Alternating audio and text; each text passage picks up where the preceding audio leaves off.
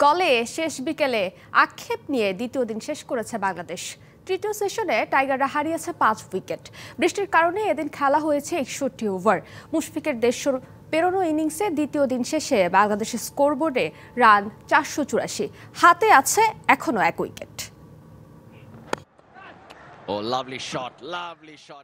গলে আগের দিন পুরোটা সময়ই আলো ছড়িয়েছিলেন নাজমুল শান্ত ও মুশফিক। রেকর্ড ২৪৭ রানের পার্টনারশিপে দ্বিতীয় দিনে দুজন যোগ করেছেন মাত্র ১৭ রান। শান্তর কাছ থেকে মিস্টার ডিপেন্ডেবল ২০০ রানের আশা করেছিলেন, তবে সেই প্রত্যাশা পূরণ করতে পারেননি শান্ত। দিনের শুরুতে ১৫০ রানের আক্ষেপ নিয়ে আউট হন ১৪৮-এ। ভাঙে তাদের ২৬৪ রানের অনবদ্য জুটি। যদিও সকালের হোঁচট খুব সহজেই কাটিয়ে ওঠে টাইগাররা। প্রথম সেশনে পুরোটা সময়ই ব্যাটিং করে যান মুশফিক ও লিটন দাস। ৭৪ রানের জুটি নিয়ে লাঞ্চ বিরতিতে যান দুই ব্যাটার।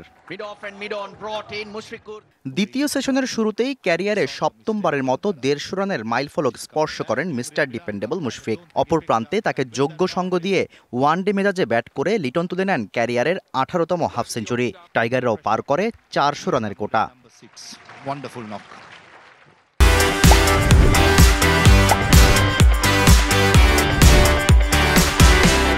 এরপরই গলে শুরু হয় বৃষ্টি। খেলা বন্ধ থাকে প্রায় আড়াই ঘন্টা।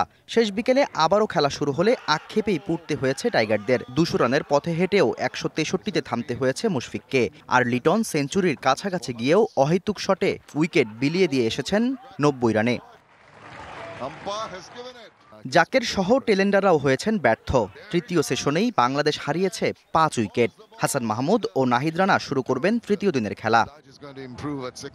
Shahriar Hossain, DBC news desk.